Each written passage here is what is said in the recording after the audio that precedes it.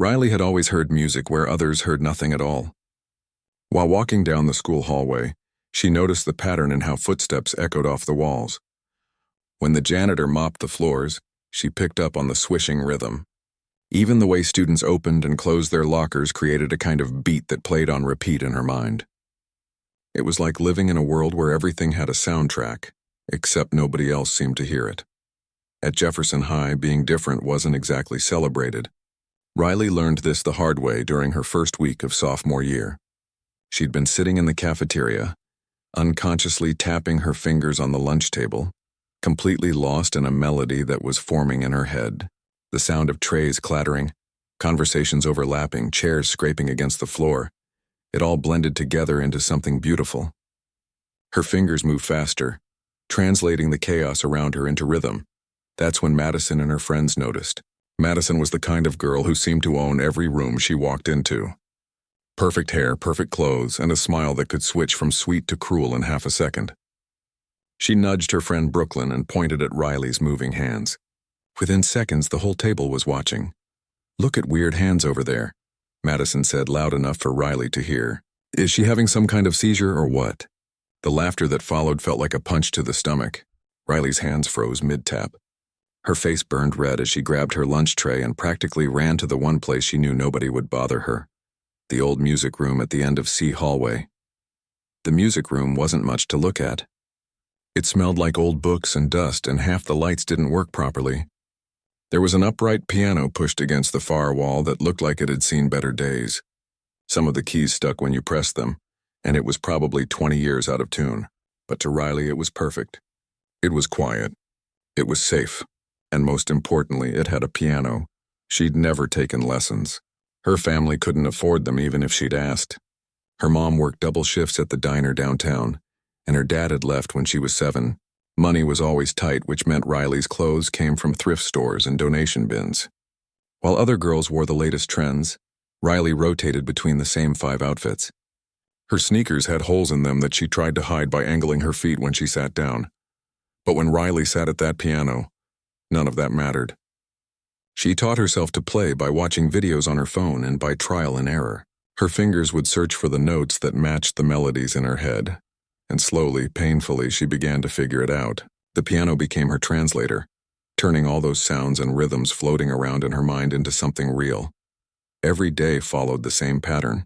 Riley would slip into the music room during lunch, during study hall, and after school until the janitor kicked her out around 6.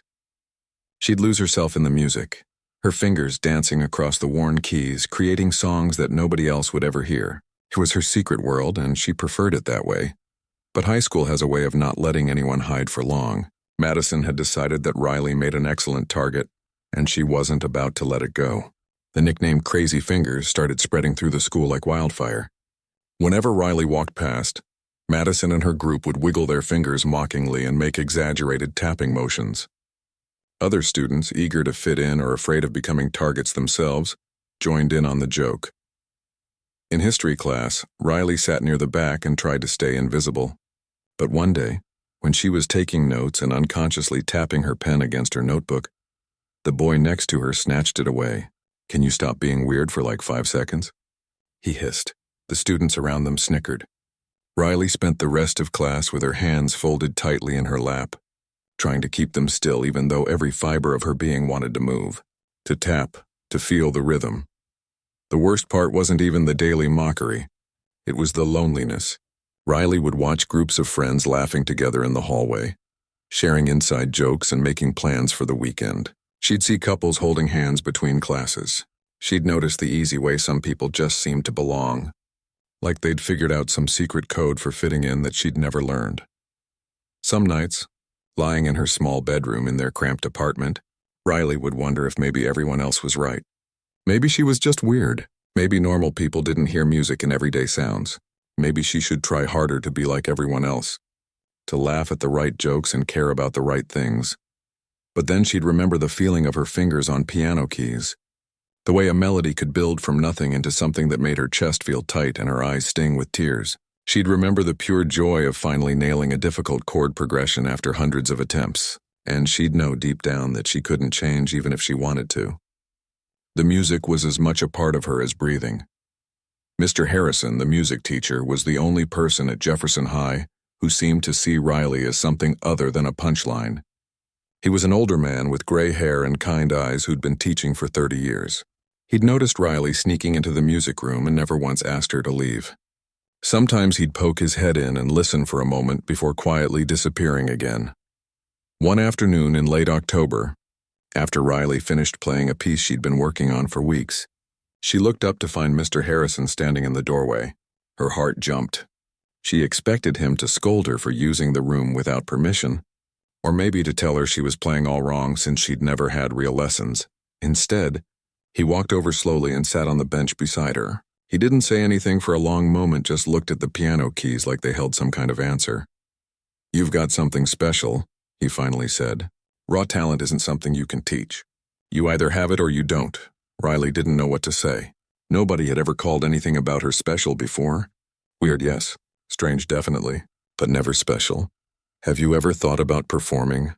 Mr. Harrison asked. The question seemed absurd. Riley performing? In front of people? The same people who mocked her daily? She shook her head quickly. "No way. I just play for myself." Mr. Harrison nodded like he understood. "That's fair. But sometimes keeping something beautiful locked away is its own kind of tragedy. Just think about it." He stood up and headed for the door, then paused. "That piano's been here longer than I have. I think it's been waiting for someone like you to give it purpose again. Don't let anyone make you feel small for hearing the world differently." Riley. Different is usually just another word for special. After he left, Riley sat at the piano for another hour, his words echoing in her mind. She thought about all the melodies trapped inside her head, all the music she'd created that existed only in this dusty room. And for the first time, she wondered what might happen if she let someone else hear it. But that thought scared her more than anything Madison could ever say. The announcement came on a Monday morning in early November. Principal Chen's voice crackled through the intercom system, interrupting second period English class. Riley was staring out the window, watching leaves spiral down from the trees, already composing a melody in her mind based on their falling pattern. "Good morning." "Jefferson High," Principal Chen's voice boomed. "I'm excited to announce that our annual winter showcase will take place on December 15th in the main auditorium. This year's prize includes a $1,500 scholarship and the chance to be featured in the local news. All students are encouraged to sign up and share their talents with our community." The classroom immediately buzzed with excitement. Riley heard Madison's voice from 2 rows over, already making plans with her friends. "We're totally doing that cover medley we've been practicing. There's no way anyone else can compete with us. You guys are going to crush it," Brooklyn agreed. "That scholarship is basically yours already." Riley felt a flutter in her chest, something between excitement and terror. For weeks, Mr. Harrison's words had been playing in her mind like a song stuck on repeat. What if she actually did it? What if she took all those private moments at the piano and made them public? The thought made her hands shake. By lunch, the sign-up sheet was posted outside the main office, and a crowd had already gathered around it. Riley watched from a distance as students scribbled their names, chattering about their acts. Madison signed up with flourish, her handwriting big and confident, taking up 2 lines. Her band's name was Madison and the Monarchs, which pretty much told you everything you need to know about who was in charge. Riley waited until the hallway cleared during 5th period. She stood in front of that sign-up sheet for what felt like an hour, but was probably only 5 minutes. Her pen hovered over the paper, her hand trembling slightly. All the rational parts of her brain were screaming at her to walk away. This was social suicide. Madison would make her life even more miserable than it already was. People would laugh. She'd humiliate herself in front of the entire school, plus parents, plus local media. But there was another voice, quieter, but more persistent. It was the voice that woke her up at 3 a.m. A morning with melodies she had to hum into her phone so she wouldn't forget them. It was the voice that made her fingers tap against every surface. It was the part of her that knew she had something to say, even if she didn't have the words for it yet. Riley wrote her name on the list. Her handwriting looked tiny compared to everyone else's, almost apologetic. But it was there. She'd done it. News traveled fast at Jefferson High.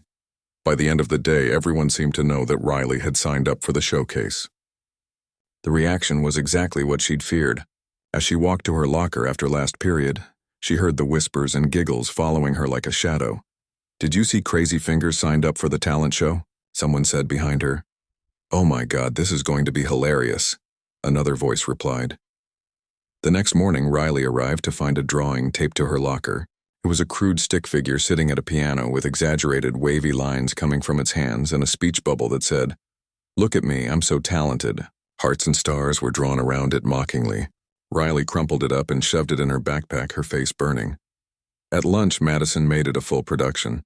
She stood up on her chair in the cafeteria, something she'd definitely get detention for if any teachers were actually paying attention. "Can I have everyone's attention?" she called out, her voice dripping with fake sweetness.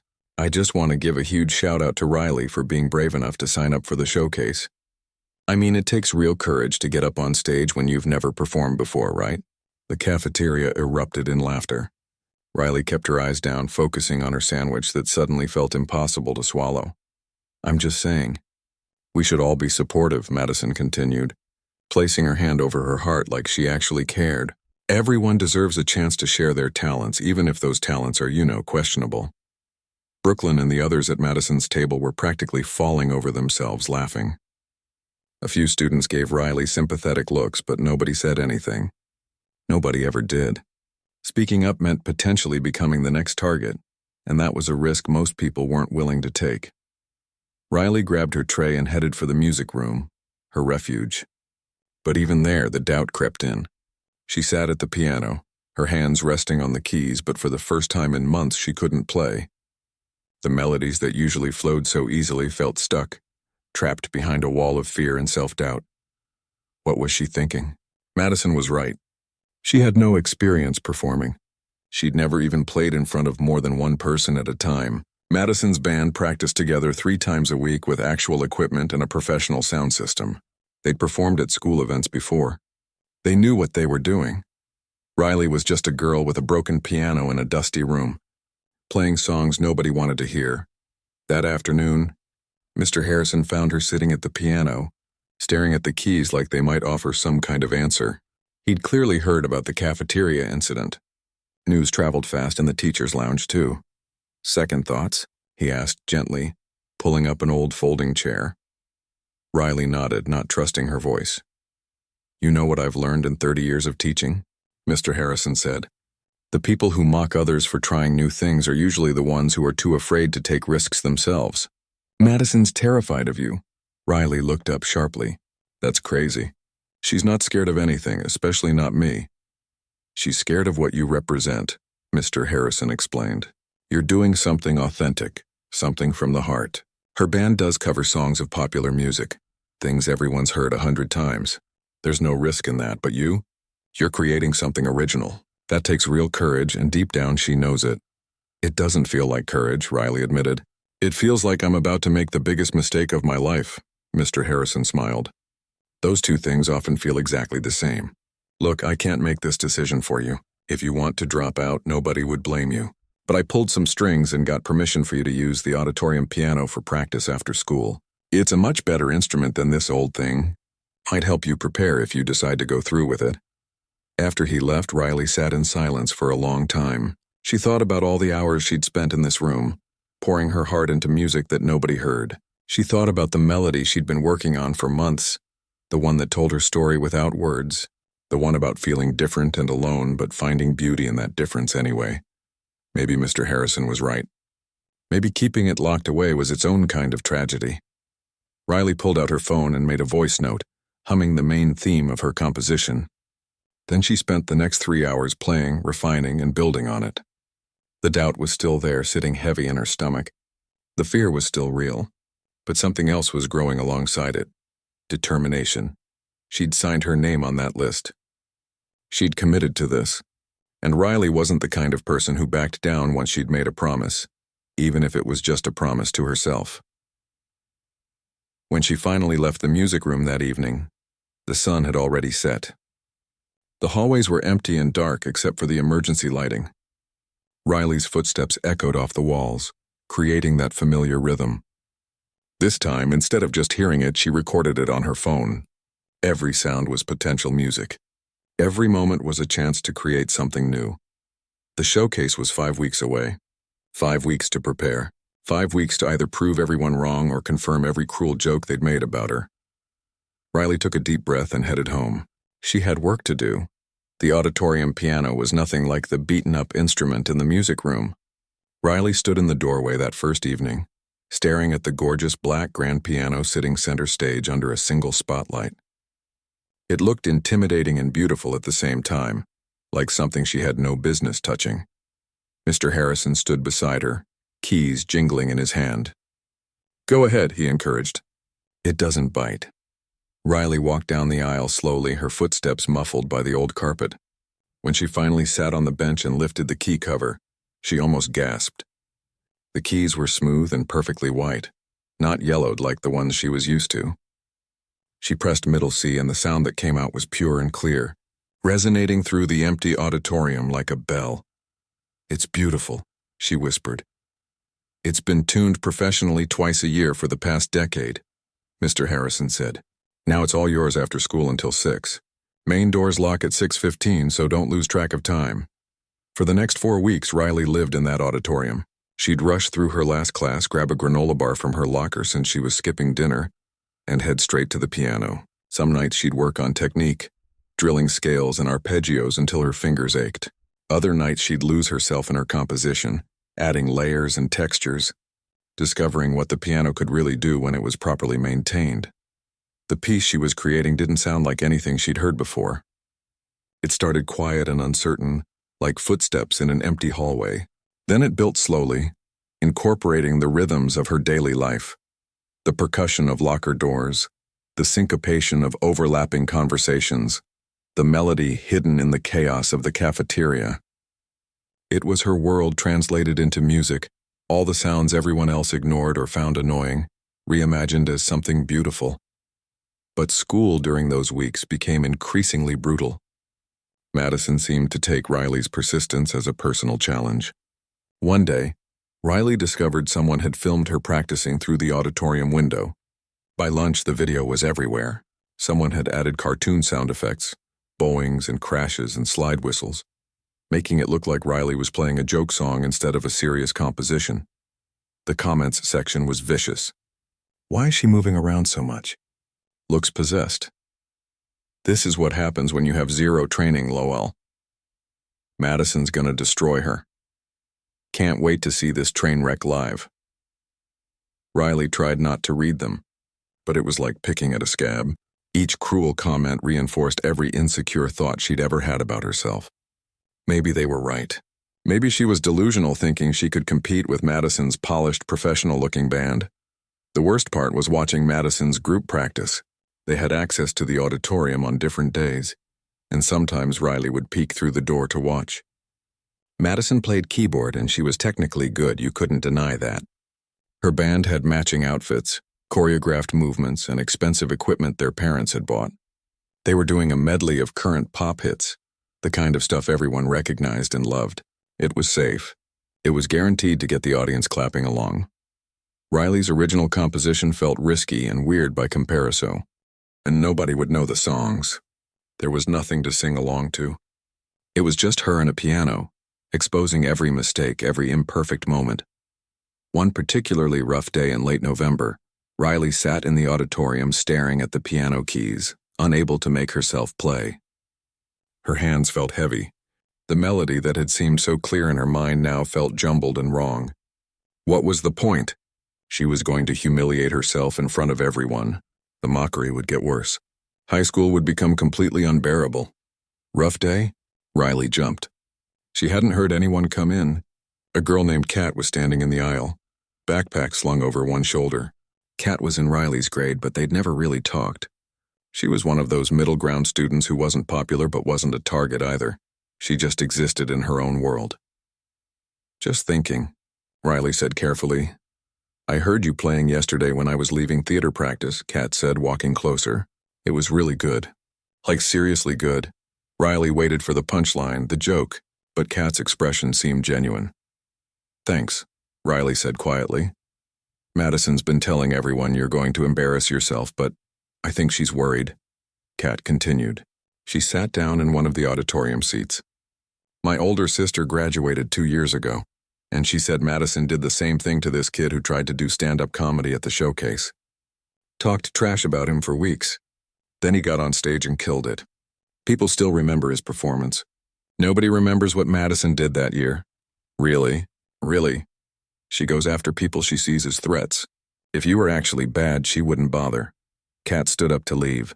Anyway, I just wanted to tell you that some of us are rooting for you. Not everyone here is a jerk. After Kat left, Riley sat with those words for a long time.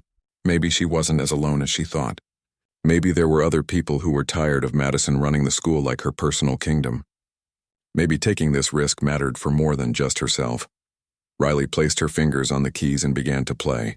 The melody came easier now, flowing through her like it had been waiting for permission. She played the opening, that quiet, uncertain beginning. Then the build, where the chaos starts to take shape. The middle section, where everything comes together in unexpected harmony. And finally, the resolution. Not a happy ending exactly, but an acceptance. A recognition that being different wasn't a flaw to fix, but a perspective to celebrate. As December crept closer, Riley started arriving at school even earlier, practicing before first period. Mr. Harrison would sometimes sit in the back of the auditorium, listening without comment. Once she caught him wiping his eyes, and when he noticed her looking, he just smiled and gave her a thumbs up. The piece was getting stronger. Riley's confidence was growing too, even as the mockery continued. She learned to tune it out, to let it fade into background noise. Madison could control a lot of things at Jefferson High, but she couldn't control what happened on that stage. She couldn't control the music Riley had created. 3 days before the showcase, Riley stayed late, running through her piece one more time. Her fingers knew every note now. The muscle memory was solid, but she was still terrified. Performance anxiety was a real thing, and she'd never dealt with it before. What if she froze? What if her hands shook so badly she couldn't play? What if everyone laughed? "You're ready," Mr. Harrison said from the doorway. She hadn't noticed him there. "I've been teaching for 3 decades, and I've heard a lot of student performances. What you've created is special, Riley. Trust yourself. What if I mess up?" "Then you mess up. Every performer does. But you know what? The mistakes are what make it real. Madison's group will play their perfect, polished covers, and people will clap politely and forget about it by next week. But you're giving them something honest, something that comes from here." He tapped his chest. "That's what people remember." Riley nodded, swallowing the lump in her throat. "Go home. Get some sleep. And on Friday night, show them who you really are." The next 2 days crawled by like months. Riley was so nervous she could barely eat. Her mom noticed and tried to help, making her favorite foods, giving her pep talks. But the anxiety sat in Riley's stomach like a rock. Friday morning arrived gray and cold. Riley wore her best dress, the one she usually saved for family events. It wasn't fancy, but it was clean and made her feel slightly more confident. As she walked through the school hallways, she felt like everyone was staring at her, judging her, waiting for her to fail. Madison passed her near the lockers and smirked. "Break a leg tonight." "And I mean that literally," Brooklyn laughed. "Seriously, though, it's not too late to drop out. Save yourself the embarrassment." Riley didn't respond. She just kept walking, her heart pounding in her chest. In a few hours, everything would change. For better or worse, she'd made her choice. There was no backing out now. The showcase was happening whether she was ready or not. The auditorium was packed. Riley peeked through the backstage curtain and felt her stomach drop. Every seat was filled with students, parents, teachers, and even some local reporters with cameras. The energy in the room buzzed with excitement and anticipation. This was the biggest event of the school year, and it seemed like the entire town had shown up. Backstage was chaos. Performers rushed around in costumes, running through last-minute rehearsals, doing vocal warm-ups. Someone's prop fell and shattered. A girl in a dance outfit was crying because her music file wouldn't load. Mr. Harrison moved through the chaos calmly, clipboard in hand, keeping everything on schedule. Riley found a quiet corner and tried to breathe. Her hands were already shaking. She kept flexing her fingers, worried they'd betray her when she needed them most. She'd practiced thousands of times, but this was different. This was real. The showcase started promptly at 7. Principal Chen gave a brief welcome speech, thanking everyone for coming and reminding them about the scholarship prize. Then the first act took the stage. a group of guys doing a comedy sketch that got decent laughs. After them came a contemporary dancer, then a girl who sang a Broadway ballad with a voice that filled the entire auditorium. Each act was good. Some were great. The audience clapped enthusiastically after every performance. Riley watched from the wings, her anxiety building with each passing minute. She was scheduled to perform right after Madison's band, which felt like the universe playing a cruel joke. When Madison and the Monarchs took the stage, the crowd went wild even before they started playing. Madison had that effect on people. She commanded attention just by existing. The band looked professional in their matching black and silver outfits. Their equipment was top-notch, lights programmed to flash in sync with the music. They launched into their medley, starting with a current pop hit that had everyone in the audience bouncing in their seats. Madison's keyboard playing was technically flawless. The harmonies were tight. The transitions between songs were smooth. Brooklyn did a guitar solo that earned whoops and cheers. It was exactly what you'd expect from a group that had been practicing together for years. The audience loved it. They clapped along. Some people even stood up and danced in the aisles. When the final note hit, the applause was thunderous. Madison took a bow with a huge smile soaking in the adoration.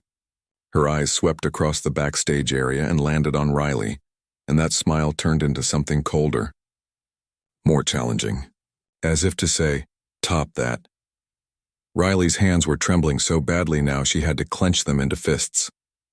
Mr. Harrison appeared at her side, his presence steady and calm. "You've got this," he said quietly. "Remember, they're not judging you. They're just listening. Share your story." Riley nodded, not trusting her voice.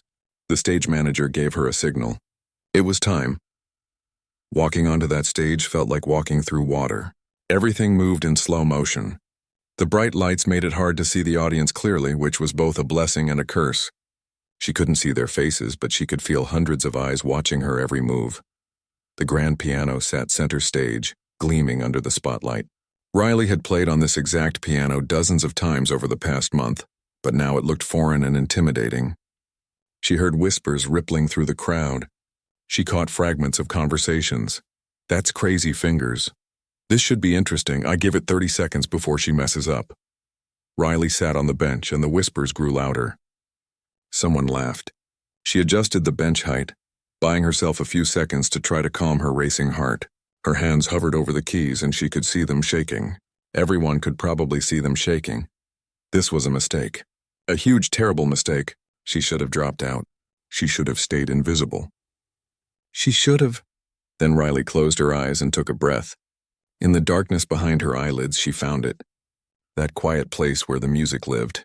The place where she'd spent countless hours alone, creating something that mattered to her. The audience faded away. Madison's smirk faded away. The mockery and the fear faded away. There was only the music. Riley's fingers found the first note. It came out soft, almost hesitant, like a question being asked in an empty room. The auditorium fell silent. She played the opening phrases, those uncertain first steps, and she could feel the audience leaning forward trying to understand what they were hearing. This wasn't a song they recognized.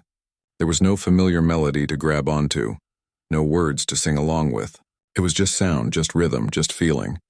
Then the piece began to build. Riley's fingers moved across the keys with growing confidence, no longer shaking. The melody evolved, incorporating the rhythms she'd discovered in the world around her. The pattern of footsteps became a walking bass line. The slam of lockers became percussion. The overlapping conversations became harmony. She was telling a story without words.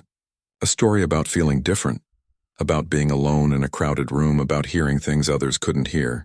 The music swelled and crashed like waves, building to moments of chaos before finding unexpected patterns in the disorder. Riley's body moved with the music now, swaying slightly, leaning into the dramatic moments, pulling back during the quiet sections. Her fingers flew across the keys, dancing through passages she'd practiced until they lived in her muscle memory. This wasn't just playing anymore. This was communicating. This was sharing a piece of her soul with a room full of strangers. The middle section hit where everything came together. All the disparate sounds and rhythms wove together into something cohesive and beautiful. It was the moment in the piece where the character, where Riley herself, stopped seeing her differences as flaws and started seeing them as gifts. The music soared, bright and powerful and unapologetically unique. She could feel something shifting in the room. The whispers had stopped completely. The restless movements had ceased. Even the little kids who'd been fidgeting in their seats had gone still. Everyone was listening. Actually listening. Riley moved into the final section, the resolution. The music softened but didn't lose its intensity. It was acceptance, not in a defeated way, but in a powerful way. A recognition that being different meant seeing the world through a unique lens, and that perspective had value. The melody transformed one last time, taking all the themes from earlier and bringing them home. The final notes hung in the air, resonating through the silent auditorium. Riley's hands lifted from the keys and settled in her lap. She sat there for a moment, breathing hard, her heart pounding in her chest. She'd done it. She'd made it through without freezing, without running off stage, without falling apart.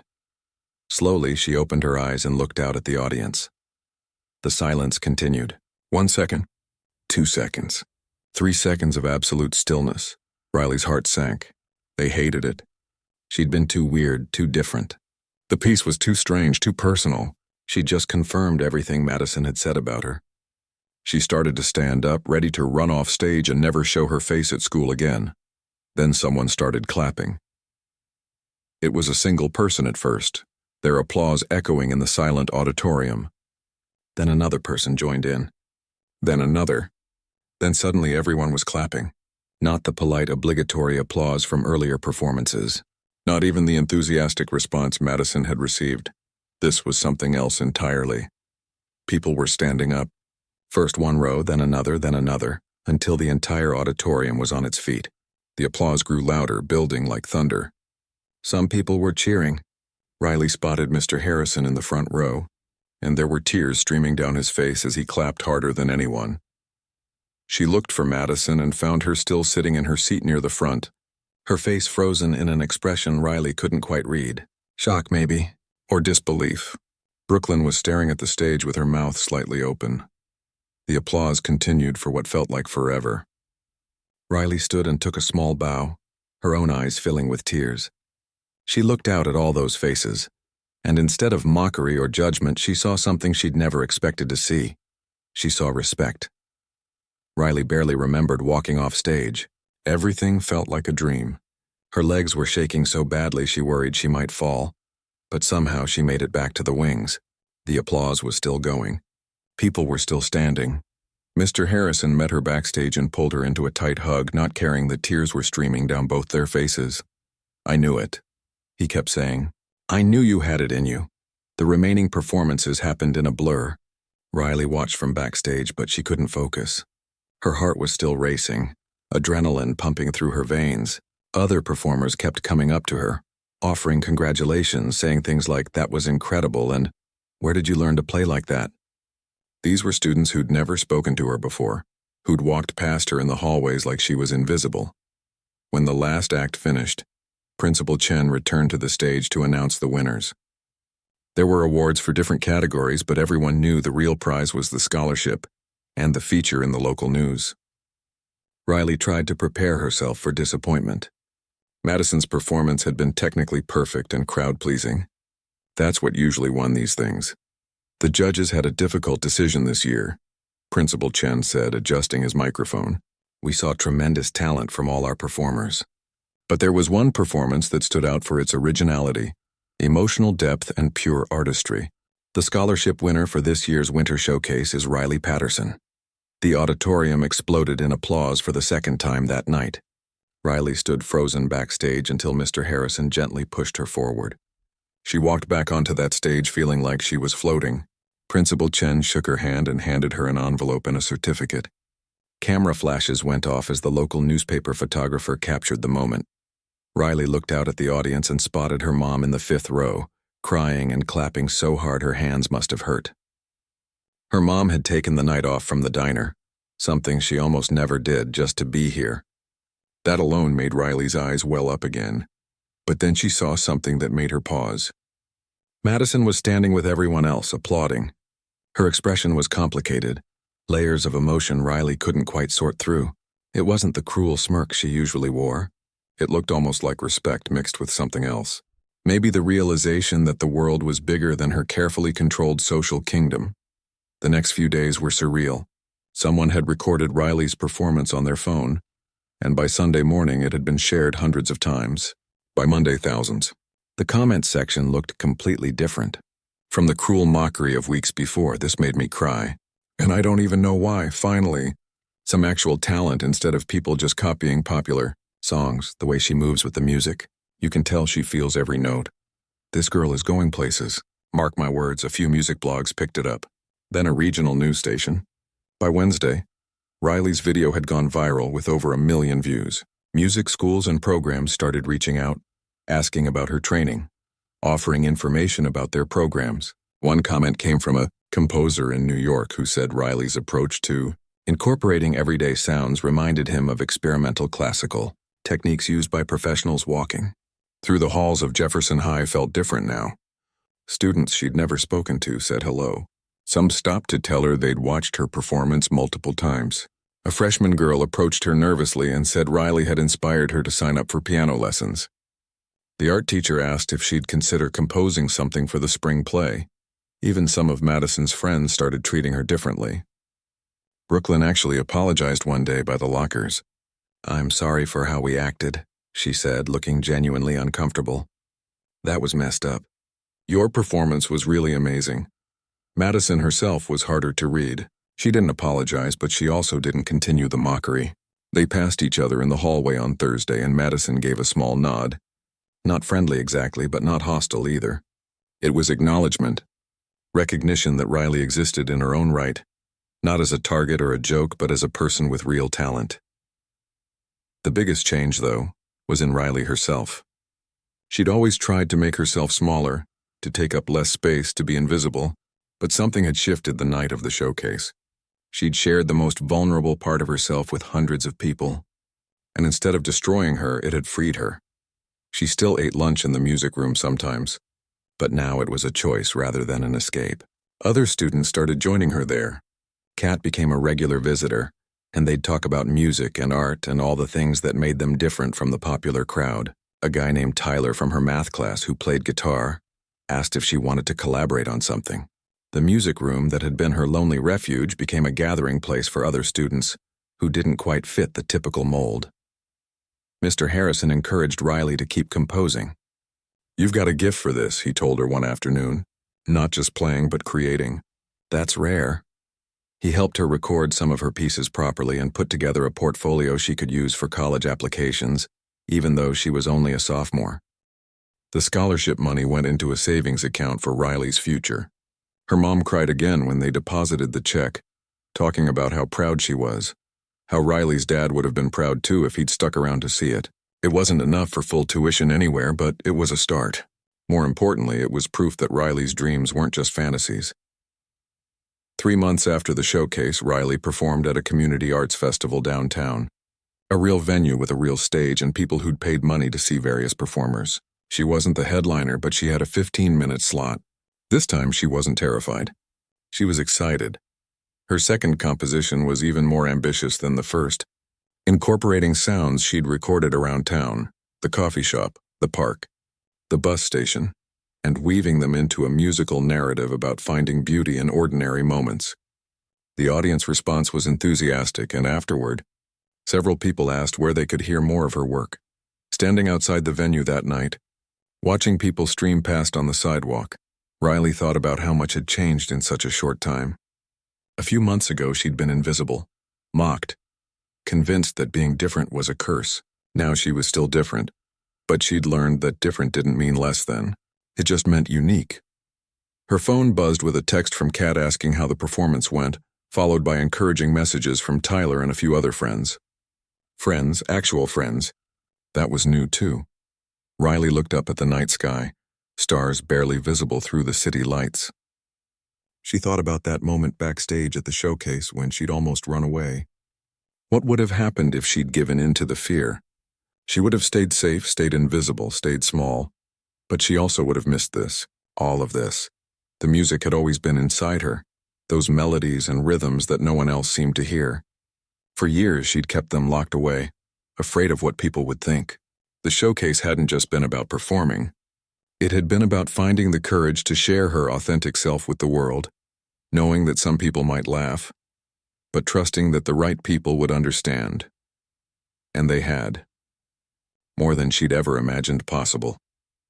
Riley opened her phone and hummed a new melody into her voice recorder, something that had come to her during the performance. Another story waiting to be told, another piece of her inner world ready to be transformed into music. She'd spent so long trying to fit in, trying to silence the songs in her head, trying to be normal. Now she understood that normal was overrated. The world didn't need another person playing it safe and following the rules. It needed people brave enough to play their own melody, even when everyone said it wouldn't work, especially then. Riley smiled and headed home, already composing in her mind, already planning her next piece. The mockery hadn't disappeared completely. There would always be people who didn't understand. But it didn't matter anymore. She'd found her voice, and nothing was going to silence it again. The girl who used to hide in an empty music room had discovered something powerful that night on stage. She discovered that sometimes the things that make you different are exactly the things that make you extraordinary. And she discovered that taking a risk, putting yourself out there despite the fear, was the only way to find out what you're truly capable of. Riley had played a melody no one could forget. But more importantly, she'd become someone she could finally be proud of. And that was worth more than any applause.